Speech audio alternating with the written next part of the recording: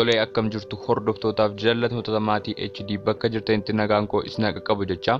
Egaa har'as odeeffannoo artistii Yoosan Geetahuun Biraanuu ga'e tokko isinii qabannee dhufnee jirra. Egaa viidiyoo kana hamma dhumaatti ilaaluun laayikii gochuun warreen chaanaalii keenya kanaaf haaraa taatan immoo sabskraayibii gochuun nu faana ta'aa isiniin jecha gara viidiyootti.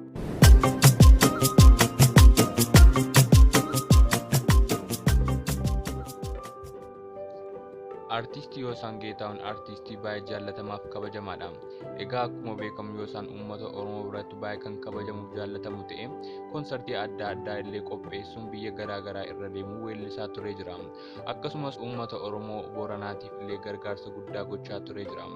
Akkasumas sirba isaa Bulloo jedhu ji'a dura kan baase irratti quuqama Oromoo karaa sirba isaatiin ibsuun uummata isaa kan gammachiise yoo ta'u ilaalcha guddaas argatee jira. Egaa sirbi isaa qabsaa'aa Oromoo kan ta'e nama jaallannuuf kabajnu Johaar Mohammad waliin kan wal qabatuuf karaa mootummaas dhiibbaan guddaa akka isa irra ga'aa ture dubbatee ture.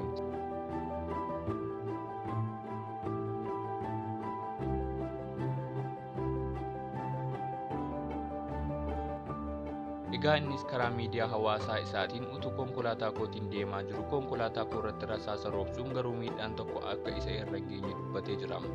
Warreen yakka kana raawwatanis eenyummaa isaanii kan hin beekamne yoo ta'u garuu akka isa hordofaa turan dubbatee ture. Egaa Waaqayyo lubbuu isaa nuuf haa eegu jechuun viidiyoo kana asuma irratti goolaba.